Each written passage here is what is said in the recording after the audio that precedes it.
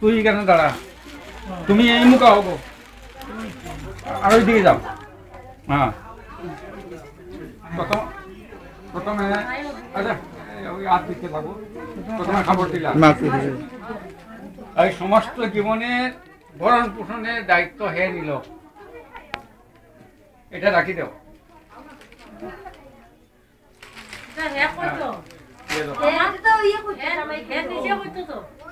আমিও কইয়া দিলাম